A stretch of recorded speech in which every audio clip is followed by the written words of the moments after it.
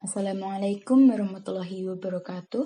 Kami dari kelompok 6 dengan anggota Bambang Adi Suwarno dengan NIM A41020081, Nuria Hasma Arifatul Ulia dengan NIM A41020082, Viviana Nastia Putri dengan NIM A41020083, Danik Martha Hairunisa dengan NIM A41020084. Kelompok kami akan mempresentasikan tentang manajemen pendidikan sarana dan prasarana. Pengertian manajemen sarana dan prasarana menurut para tokoh. Yang pertama, menurut Fatah, dalam Minarti 2012, halaman 248, manajemen merupakan seni untuk melaksanakan pekerjaan melalui orang-orang untuk mencapai tujuan yang telah disepakati. Menurut Mulyasa, dalam Minarti 2012, halaman 252, mengemukakan bahwa sarana pendidikan adalah peralatan dan perlengkapan yang secara langsung dipergunakan dan menunjang proses pendidikan, khususnya proses belajar mengajar seperti gedung, ruang kelas, meja, kursi, serta alat-alat dan media pengajaran. Menurut Mulyasa, dalam Minarti 2012 halaman 252, yang dimaksud dengan prasarana pendidikan adalah fasilitas yang secara tidak langsung menunjang jalannya proses pendidikan, seperti halaman, kebun, taman, dan sekolah. Tetapi jika dimanfaatkan secara langsung untuk proses belajar mengajar, seperti taman sekolah untuk pengajaran biologi, halaman sekolah sebagai lapangan olahraga, komponen tersebut sebagai sarana pendidikan. Manajemen sarana dan prasarana pendidikan adalah seluruh proses kegiatan yang direncanakan dan diusahakan secara sengaja dan bersungguh-sungguh serta pembinaan secara kontinu terhadap benda-benda pendidikan agar senantiasa siap pakai dalam PBM. Mulyono 2009 halaman 184. Menurut Rohiyat 2012 halaman 26. Manajemen sarana dan prasarana adalah kegiatan yang mengatur untuk mempersiapkan segala peralatan atau material bagi terselenggaranya proses pendidikan di sekolah. Yang berikutnya, pengertian manajemen sarana dan prasarana. Sarana dan prasarana pendidikan juga sering disebut dengan fasilitas atau perlengkapan sekolah. Manajemen sarana dan prasarana merupakan keseluruhan proses perencanaan pengadaan, pendayagunaan, dan pengawasan sarana dan prasarana yang digunakan agar tujuan pendidikan di sekolah dapat tercapai dengan efektif dan efisien. Begitu urgennya, sarana dan prasarana dalam lembaga pendidikan, dalam menunjang keberhasilan organisasi pendidikan, dalam mencapai tujuan pendidikan, menjadi sarana dan prasarana menjadi satu bagian dari manajemen yang ada di lembaga pendidikan. Sarana dan prasarana pendidikan merupakan salah satu sumber daya yang penting dan utama dalam menunjang proses pembelajaran di sekolah, sehingga perlu dilakukan peningkatan dalam pendayagunaan dan pengelolaannya agar tujuan yang diharapkan dapat tercapai. Yang berikutnya, fungsi manajemen sarana dan prasarana. Adapun fungsi manajemen diantaranya adalah planning atau perencanaan, organizing atau pengorganisasian, actuating atau pelaksanaan, dan controlling atau pengawasan. Mulyasa mengatakan bahwa manajemen sarana dan prasarana pendidikan bertugas mengatur dan menjaga sarana dan prasarana pendidikan agar dapat memberikan kontribusi secara optimal dan berarti pada jalannya proses pendidikan. Yang berikutnya, tujuan manajemen sarana dan prasarana. Berdasarkan Riel, manajemen mampu mencapai tujuan organisasi dengan cara mengatur orang lain. Tujuan yang harus diketahui yaitu sebagai berikut. Tujuan sarana dan prasarana. A. Menciptakan sekolah atau madrasah yang bersih, rapi, dan indah, sehingga menyenangkan bagi warga sekolah atau madrasah. B. Tersedianya sarana dan prasarana yang memadai, baik secara kuantitatif maupun kualitatif, dan relevan dengan kepentingan pendidikan. Selanjutnya, Bafadal menjelaskan secara rinci tentang tujuan manajemen sarana dan prasarana pendidikan sebagai berikut. A. Untuk mengupayakan pengadaan sarana dan prasarana pendidikan melalui sistem perencanaan dan pengadaan secara hati-hati dan seksama, sehingga sekolah atau madrasah memiliki sarana dan prasarana yang baik sesuai dengan kebutuhan dana yang efisien. B. Untuk mengupayakan pemakaian sarana dan prasarana sekolah itu harus tepat dan efisien. C. Untuk mengupayakan pemeliharaan sarana dan prasarana pendidikan secara teliti dan tepat, sehingga keberadaan sarana dan prasarana tersebut akan selalu dalam keadaan siap pakai ketika akan digunakan atau diperlukan. Jadi, tujuan dari manajemen sarana dan prasarana pendidikan yaitu agar dapat memberikan kontribusi yang optimal dan profesional atau yang berkaitan dengan sarana dan prasarana terhadap proses pendidikan dalam mencapai tujuan pendidikan yang telah ditetapkan. Selanjutnya, prinsip-prinsip manajemen sarana dan prasarana pendidikan. Dalam mengelola sarana dan prasarana pendidikan, terdapat beberapa prinsip yang perlu diperhatikan agar tujuan bisa tercapai dengan maksimal. Yang pertama, prinsip pencapaian tujuan, yaitu sarana dan prasarana pendidikan di sekolah harus selalu dalam kondisi siap pakai apabila akan didayagunakan oleh personel sekolah dalam rangka pencapaian tujuan pembelajaran di sekolah. Yang kedua, prinsip efisiensi, yaitu pengadaan sarana dan prasarana di sekolah harus dilakukan sesuai perencanaan yang seksama, sehingga dapat diadakan sarana dan prasarana pendidikan yang baik dengan harga yang murah. Demikian juga pemakaian harus dengan hati-hati, sehingga mengurangi pemborosan. Prinsip administratif, yaitu manajemen sarana dan prasarana pendidikan di sekolah harus selalu memperhatikan UU, peraturan instruksi, dan petunjuk teknis yang diberlakukan oleh pihak yang berwenang. Prinsip kejelasan tanggung jawab, yaitu manajemen sarana dan prasarana pendidikan di sekolah harus didelegasikan kepada personel sekolah yang mampu bertanggung jawab. Apabila melibatkan banyak personel sekolah dalam memanajemennya, maka perlu adanya deskripsi tugas dan tanggung jawab yang jelas untuk tiap personel sekolah. Prinsip kekohesifan, yaitu manajemen sarana dan prasarana pendidikan di sekolah harus direalisasikan dalam bentuk proses kerja sekolah yang sangat kompak. Kemudian, macam-macam sarana dan prasarana sekolah. Sarana pendidikan bisa diklasifikasikan menjadi beberapa macam sarana pendidikan, yaitu ditinjau dari sudut habis tidaknya dipakai, bergerak tidaknya pada saat digunakan, hubungannya dengan proses belajar mengajar. Yang pertama, ditinjau dari habis tidaknya dipakai, dibagi menjadi dua, yaitu sarana pendidikan yang habis dipakai dan sarana pendidikan yang tahan lama. Sarana pendidikan yang habis dipakai yaitu segala bahan atau alat yang apabila digunakan bisa habis dalam waktu yang relatif singkat. Seperti contohnya kapur, tulis, spidol, penghapus, dan sapu, serta beberapa bahan kimia yang digunakan dalam pembelajaran ilmu pengetahuan alam.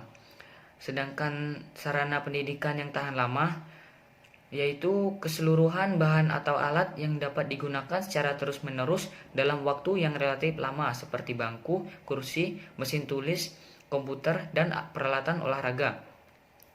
Yang kedua, ditinjau dari bergerak tidaknya pada saat digunakan juga dibagi menjadi dua, yaitu sarana pendidikan yang bergerak dan sarana pendidikan yang tidak bergerak. Sarana pendidikan yang bergerak adalah sarana pendidikan yang bisa digerakkan atau dipindahkan sesuai dengan kebutuhan pemakaiannya, seperti lemari arsip, bangku, dan kursi yang bisa digerakkan atau dipindahkan kemana saja.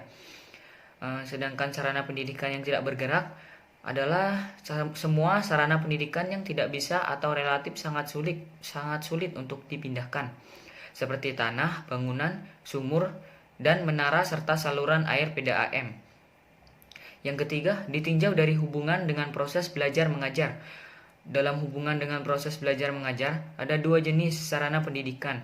Pertama, sarana pendidikan yang secara langsung digunakan dalam proses belajar mengajar, seperti kapur tulis, spidol, alat praktik, dan media sarana pendidikan lainnya.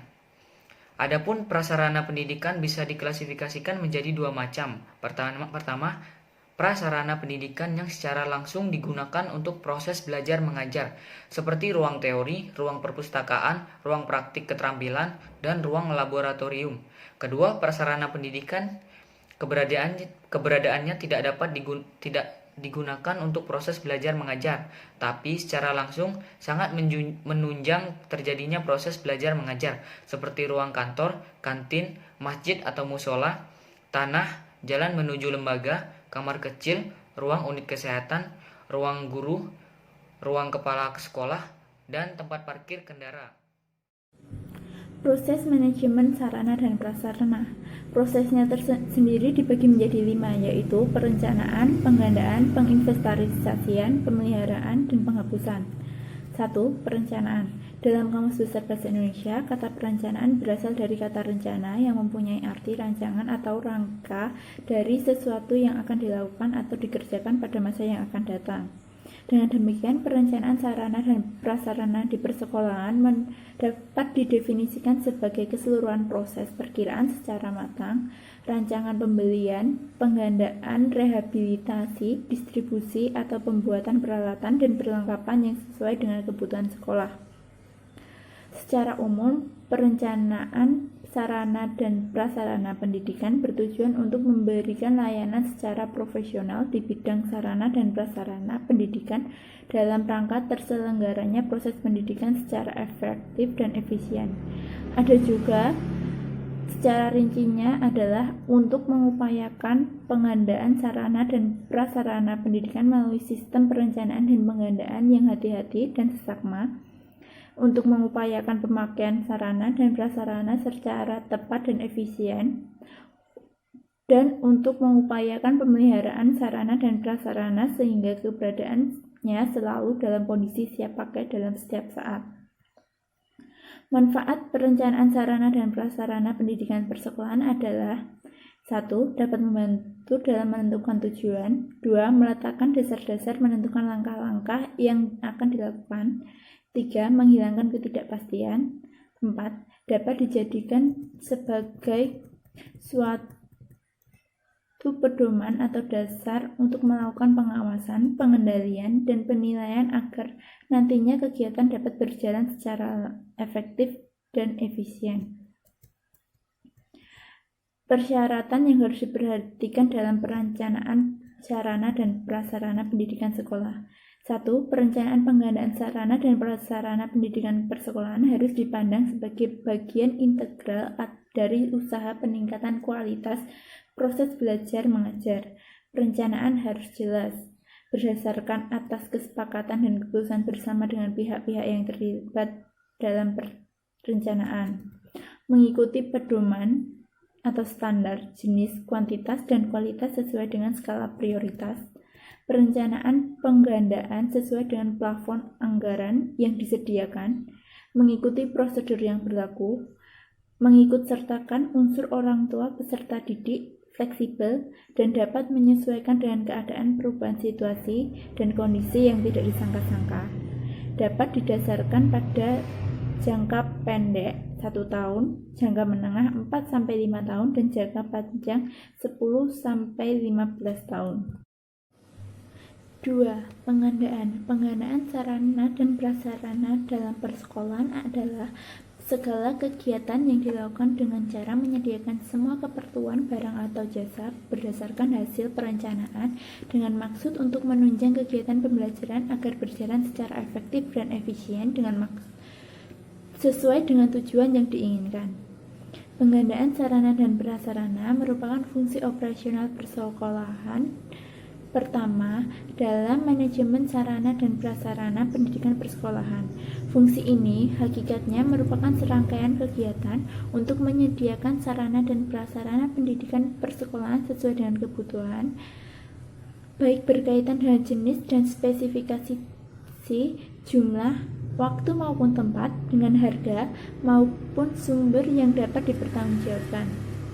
Tahap menggunakan alat pelajaran. Pertama, menggunakan analisis terhadap materi pembelajaran mana yang membutuhkan alat atau media dalam penyampaiannya. 2. Apabila kebutuhan yang diajukan ternyata melampaui kemampuan daya beli atau pembuatan, harus diadakan seleksi skala prioritas terhadap alat-alat yang mendesak penggandaannya. 3. Menggunakan inventarisasi terhadap alat atau media yang telah ada. 4. Mengadakan seleksi terhadap alat pelajaran atau media yang masih dapat dimanfaatkan. 5. Mencari dana. Dalam tahap ini adalah mengadakan perencanaan tentang bagaimana cara memperoleh dana, baik dari dana rutin maupun dana non-rutin. 6. Menunjukkan seseorang untuk melaksanakan penggandaan alat. Cara penggandaan sarana dan prasarana pendidikan persekolahan adalah 1. Pembelian. Pembelian merupakan cara pemenuhan kebutuhan sarana dan prasarana pendidikan persekolahan dengan jalan sekolah membayar sejumlah uang tertentu kepada penjual atau penyalur untuk mendapatkan sejumlah sarana dan prasarana sesuai dengan kesepakatan kedua belah pihak. 2. Pembuatan sendiri. Pembuatan sendiri merupakan cara pemenuhan kebutuhan sarana dan prasarana pendidikan persekolahan dengan jalan membuat sendiri yang biasanya dibuat oleh guru, siswa, atau pegawai. Pemilihan cara ini harus mempertimbangkan tingkat efektivitas dan efisiennya apabila dibandingkan dengan cara penggandaan sarana dan prasarana pendidikan yang lainnya. 3. Penerimaan hibah atau bantuan. Penerimaan hibah atau bantuan merupakan cara pemenuhan sarana dan prasarana pendidikan dan persekolahan dengan jalan pemberian secara cuma-cuma dari pihak lain. 4. Penyewaan. Penyewaan adalah cara pemenuhan kebutuhan sarana dan prasarana pendidikan persekolahan dengan jalan pemanfaatan sementara barang milik pihak lain untuk kepentingan sekolah dengan cara membayar berdasarkan perjanjian sewa dan menyewa. 5. Peminjaman. Peminjaman dan secara cuma-cuma untuk sementara waktu dari pihak lain untuk kepentingan sekolah berdasarkan perjanjian pinjam dan meminjam. 7. Penukaran. Penukaran merupakan pemenuhan kebutuhan sarana dan prasarana pendidikan dengan jalan menukarkan sarana dan prasarana yang dimiliki dengan sarana dan prasarana yang dibutuhkan organisasi atau instansi lain. 8. Perbaikan atau rekondisi. Perbaikan merupakan cara pemenuhan sarana dan prasarana pendidikan dengan jalan memperbaiki sarana dan prasarana yang telah mengalami kerusakan, baik dengan perbaikan satu unit sarana dan prasarana maupun dengan jalan penukaran instrumen yang baik di antara instrumen sarana dan prasarana yang rusak sehingga instrumen-instrumen yang baik tersebut dapat disatukan dalam satu unit sarana dan prasarana tersebut dapat dioperasikan dan atau difungsikan. Dalam penggandaan barang hendaknya dapat dicatat sesuai dengan keadaan dan kondisinya. Hal itu dimaksudkan sebagai upaya pengecekan serta melakukan pengontrolan terhadap keluar atau masuknya barang atau sarana dan prasarana milik sekolah. Catatan tersebut dituangkan dalam format penggandaan sarana dan prasarana pendidikan yang disajikan dalam bentuk tabel sebagai rujukan bagi sekolah dalam melakukan aktivitas penggandaan sarana dan prasarana untuk sekolah. 3.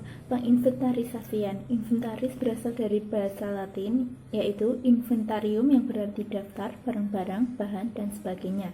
Inventarisasi sarana dan prasarana pendidikan adalah pencatatan atau pendaftaran barang-barang milik sekolah ke dalam suatu daftar inventaris barang secara tertib dan teratur menurut ketentuan dan tata cara yang berlaku. Inventarisasi atau pencatatan merupakan kegiatan permulaan yang dilakukan pada saat serah terima barang yang diselenggarakan oleh pihak penerima. Inventarisasi dilakukan dalam rangka usaha penyempurnaan pengurusan dan pengawasan yang efektif terhadap barang-barang milik negara maupun swasta.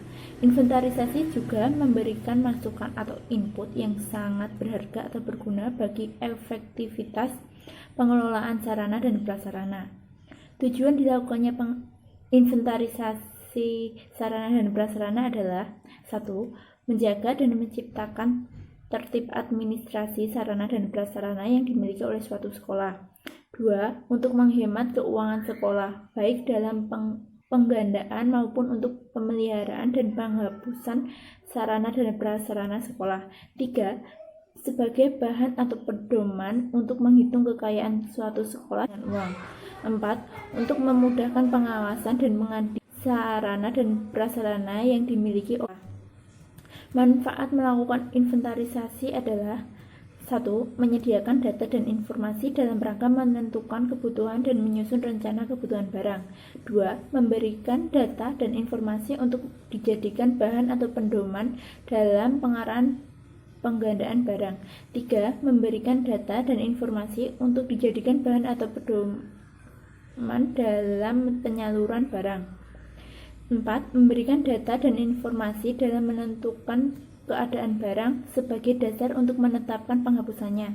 5. Memberikan data dan informasi dalam rangka memudahkan pengawasan dan pengendalian barang. Kegiatan inventaris sarana dan prasarana dibagi menjadi 2. Yang pertama, pencatatan perlengkapan. Tugas pengelola adalah mencatat semua perlengkapan yang ada atau yang dimiliki oleh lembaga dalam buku inventaris, baik itu barang yang bersifat inventaris maupun non-inventaris. Pelaksanaan kegiatan pencatatan atau pengadministrasian barang inventaris dilakukan dalam buku induk barang inventaris, buku golongan barang inventaris, buku catatan barang non-inventaris, daftar laporan triwulan, mutasi barang inventaris, daftar rekap barang inventaris. Dan yang kedua, pembuatan kode barang. Kode barang merupakan sebuah tanda yang menunjukkan milik barang. Sandi atau kode yang dipergunakan melambangkan nama atau uraian kelompok atau jenis barang adalah berbentuk angka, bilangan, atau numerik yang tersusun menurut pola tertentu agar mudah diingat dan dikenali, serta memberi petunjuk mengenai formulir nama yang harus dipergunakan untuk tempat mencatat jenis barang tertentu. Di samping itu, penyusunan angka nomor kode ini diusahakan agar memungkinkan dilakukan pengembangan, terutama oleh mereka yang secara langsung menangani pencatatan barang. Tujuannya adalah untuk memudahkan semua pihak dalam mengenal kembali semua perlengkapan, baik dilihat dari segi kepemilikan, penanggung jawab, maupun jenis dan golongannya. Pada dasarnya, maksud dan tujuan mengadakan penggolongan barang ialah agar terdapat cara yang cukup mudah dan efisien untuk mencatat dan sekaligus untuk mencari dan menentukan kembali barang-barang tertentu, baik secara fisik maupun melalui daftar catatan ataupun di dalam ingatan orang. Sesuai dengan tujuan tersebut, bentuk lambang, sandi atau kode yang dipergunakan sebagai pengganti nama atau uraian bagi tiap golongan kelompok atau jenis barang haruslah bersifat membantu atau memudahkan penglihatan dan ingatan orang dalam mendapatkan kembali barang yang diinginkan. 4. Pemeliharaan. Pemeliharaan sarana dan prasarana pendidikan adalah kegiatan untuk melaksanakan pengurusan atau pengaturan agar semua sarana dan prasarana selalu dalam keadaan baik dan siap untuk digunakan secara berdaya guna dan berhasil guna dalam mencapai tujuan pendidikan. Pemeliharaan merupakan kegiatan penjagaan atau pencegahan dari kerusakan suatu barang sehingga barang tersebut kondisinya baik dan siap digunakan. Pemeliharaan mencakup segala daya upaya yang terus-menerus mengusahakan agar peralatan tersebut tetap dalam keadaan baik. Pemeliharaan dimulai dari pemakaian barang, yaitu dengan cara hati-hati dalam menggunakannya. Pemeliharaan yang bersifat khusus harus dilakukan oleh petugas yang mempunyai keahlian sesuai dengan jenis barang yang dimaksud. Pemeliharaan atau perawatan adalah kegiatan rutin untuk mengusahakan agar barang tetap dalam keadaan baik dan berfungsi baik pula.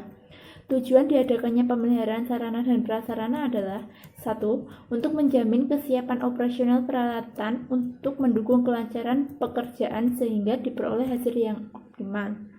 2. Mengoptimalkan usia pakai peralatan. 3. Menjamin ketersediaan peralatan yang diperlukan melalui pengecekan secara rutin dan teratur. 4. Menjamin keselamatan orang atau siswa yang menggunakan alat tersebut. Dalam pemeliharaan ada 4 macam apabila ditinjau dari sifatnya. Yang pertama, bersifat pengecekan, pencegahan, perbaikan, dan perbaikan berat. Dan bila ditinjau dari waktu perbaikannya ada 2 macam, yaitu pemeliharaan sehari-hari dan pemeliharaan berkala. Manfaat dari pemeliharaan sarana dan prasarana adalah: pertama, peralatan terpelihara baik. 2. Pemeliharaan yang baik mengakibatkan jarang terjadinya kerusakan, yang berarti biaya perbaikan dapat ditekan seminim mungkin. 3. Dengan adanya pemeliharaan yang baik, enak dilihat dan dipandang. 4. Pemeliharaan yang baik memberikan hasil pekerjaan yang baik.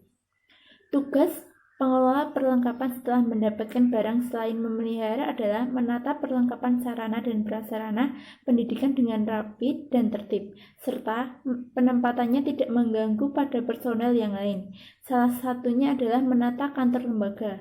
Ada beberapa prinsip yang harus diperhatikan dalam menata ruangan, antara lain: 1. Suatu tata ruang yang baik adalah tata ruang yang memungkinkan semua personel tata usaha dapat menempuh jarak yang sependek-pendeknya dalam setiap menyelesaikan pekerjaan ketatausahaannya. 2. Bagian-bagian kantor lembaga yang memiliki tugas atau fungsi yang sama dan saling berkaitan hendaknya ditempatkan secara berdekatan. 3. Tata ruang yang ideal pada dasarnya adalah tata ruang yang menempatkan para personil dan alat-alatnya berdasarkan alur proses kerjanya. 4. Kantor yang baik adalah kantor yang mempunyai ventilasi. Oleh karena itu, meja dan perabot lainnya harus diatur sedemikian rupa sehingga tiap bagian kantor mendapatkan cahaya dan pertukaran udara yang cukup. 5. Tata ruang yang baik adalah tata ruang yang memanfaatkan ruangan semaksimal mungkin. Oleh karena itu, suatu tata ruang yang baik adalah tata ruang yang menggunakan seluruh ruang yang ada, baik ruang lantai maupun dindingnya. 6. Tata ruang yang baik adalah tata ruang yang dapat dengan mudah disusun kembali bila diperlukan. 7. Tata ruang yang baik adalah tata ruang yang memisahkan pekerjaan yang berbunyi keras dan mengganggu pekerjaan lain. 5. Penghapusan. Penghapusan adalah kegiatan meniadakan barang-barang milik lembaga dari daftar inventaris berdasarkan peraturan perundang-undangan dan pedoman yang berlaku. Penghapusan sarana dan prasarana merupakan kegiatan pembebasan sarana dan prasarana dari pertanggungjawaban yang berlaku dengan alasan yang dapat dipertanggungjawabkan. Secara lebih operasional, penghapusan sarana dan prasarana adalah kegiatan yang bertujuan untuk mengeluarkan atau menghilangkan sarana dan prasarana dari daftar inventaris karena sarana dan prasarana tersebut sudah dianggap tidak berfungsi sebagaimana yang diharapkan, terutama untuk kepentingan pelaksanaan pembelajaran di sekolah. Penghapusan sarana dan prasarana di sekolah bertujuan untuk 1. Mencegah atau sekurang-kurangnya membatasi kerugian atau pemborosan biaya pemeliharaan sarana dan prasarana yang kondisinya semakin buruk. 2. Meringankan beban kerja pelaksanaan inventaris. 3. Membebaskan ruangan dari penumpukan barang yang tidak dapat digunakan lagi. 4. Membebaskan barang dari tanggung jawab pembebasan kerja. Syarat penghapusan sarana dan prasarana sekolah harus memenuhi, yaitu 1. Dalam keadaan yang sudah tua atau rusak berat. 2. Perbaikan akan menelan biaya yang besar sehingga merupakan pemborosan. 3. Tidak sesuai lagi dengan kebutuhan masa kini. 4. Secara teknis dan ekonomis kegunaannya tidak seimbang dengan besarnya biaya pemeliharaan. 5. Penyusutan di luar kekuasaan pengurus barang. 6. Barang yang berlebihan jika disimpan lebih lama akan bertambah rusak dan tak terpakai lagi. 7. Dicuri, terbakar, dan musnah sebagai akibat bencana alam. Pengorganisasian sarana dan prasarana pendidikan. Siagian dalam Gunawan dan Benti menyatakan pengorganisasian adalah keseluruhan proses pengelompokan orang-orang, alat-alat, tugas-tugas, serta wewenang dan tanggung jawab sedemikian rupa sehingga tercipta suatu organisasi yang dapat digerakkan sebagai suatu kesatuan yang utuh dan bulat dalam rangka pencapaian tujuan yang telah ditentukan sebelumnya. Pengorganisasian dijalankan dalam 3 tahap, yakni yang pertama, penstrukturan atau penentuan struktur kerjasama sebagai hasil analisis pembagian kerja. Yang kedua, pemilihan dan penetapan staf, yakni orang yang tepat pada tempat yang tepat pula atas dasar prinsip. Yang ketiga, fungsionalisasi, yakni penentuan tugas dan fungsi untuk masing-masing orang dalam unit kerja tertentu. Menurut Barnawi dan Arifin dalam Gunawan dan Benti, pengorganisasian sarana dan prasarana berfungsi, yang pertama, personel dapat mengetahui hubungan antar anggota sehingga memudahkan untuk bekerja sama. Yang kedua, masing-masing personel dapat memahami tugas, wewenang, dan tanggung jawab masing-masing. Dan yang ketiga, struktur organisasi yang menunjukkan tingkatan-tingkatan atau dengan adanya jalur vertikal dapat memotivasi personel untuk dapat meningkatkan karir melalui pengembangan diri. Tugas para pelaksana pengorganisasian dalam manajemen sarana dan prasarana menurut Rauf dalam Nurabadi adalah yang pertama, menyusun program kegiatan sarana dan prasarana. Yang kedua, melaksanakan analisis dan kebutuhan sarana dan prasarana. Yang ketiga, membuat usulan dan pengadaan sarana dan prasarana. Yang keempat, memantau pengadaan sarana dan prasarana. Yang kelima, melakukan penerimaan, pemeriksaan, dan pencatatan barang ke dalam buku induk. Keenam, melaksanakan pendistribusian barang atau alat ke unit kerja terkait. Yang ketujuh, melaksanakan inventaris barang atau alat setiap unit kerja. Yang kedelapan, merekapitulasi barang atau alat yang rusak ringan atau rusak berat. Yang kesembilan, mengkoordinasikan dan mengawasi pemeliharaan, perbaikan, pengembangan, dan penghapusan sarana dan prasarana.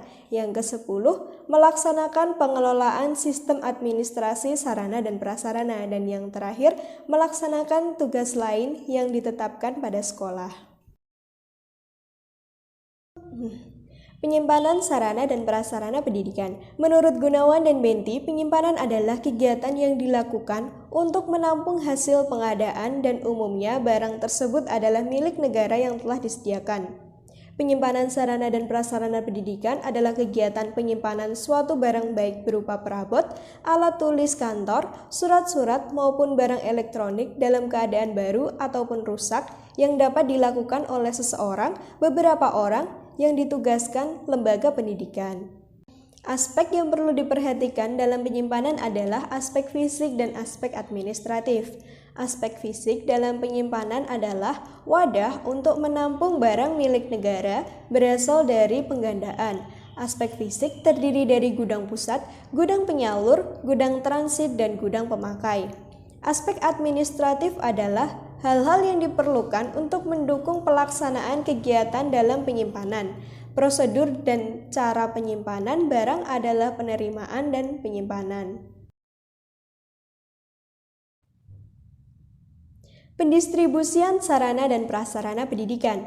Menurut Gunawan dan Benti, pendistribusian perlengkapan merupakan kegiatan pemindahan barang dan tanggung jawab penyimpanan kepada unit-unit atau orang-orang yang membutuhkan barang itu.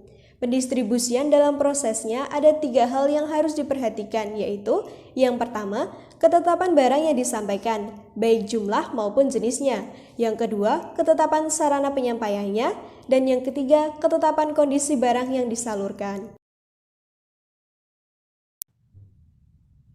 Penilaian dan pengawasan sarana dan prasarana pendidikan. Menurut Gunawan dan Benti, penilaian adalah proses kegiatan untuk memberikan suatu opini nilai atas suatu objek penilai berupa sarana dan prasarana pendidikan pada saat-saat tertentu. Pengawasan merupakan salah satu fungsi manajemen yang harus dilakukan oleh pimpinan organisasi. Pengawasan dilakukan dengan pembuatan laporan terhadap penggunaan sarana dan prasarana yang bisa dilaporkan dalam periode tertentu sesuai kebijakan sekolah. Nurabadi mengemukakan standar pengawasan sarana dan prasarana pendidikan yaitu adalah yang pertama, standar fisik, yakni berhubungan dengan ukuran yang bukan bersifat moneter, terdapat pada tingkat operasional dan dapat bersifat kuantitatif dan kualitatif. Yang kedua, standar biaya, yakni berhubungan dengan ukuran uang dan digunakan pada tingkat operasional yang berkaitan erat nilai uang terhadap biaya daripada kegiatan. Yang ketiga, standar model, yakni timbul dari penerapan ukuran uang terhadap fisiknya, berhubungan dengan inventasi model dan dapat menunjukkan kemunduran kemajuan sekolah. Yang keempat, standar pendapatan, yakni timbul karena hubungan nilai antara nilai uang dan penjualan yang dipergunakan untuk menentukan besarnya pendapatan yang diperoleh. Yang kelima, standar program, yakni suatu standar formal yang mengikuti perkembangan hasil produksi atau suatu program untuk memperbaiki kualitas barang. Yang keenam, standar yang tidak dapat diraba, yakni digunakan pada pendekatan yang bersifat hubungan pribadi antar manusia. Dan yang terakhir, standar sasaran, yakni digunakan pendekatan pencapaiannya suatu sasaran dan dapat bersifat kualitatif.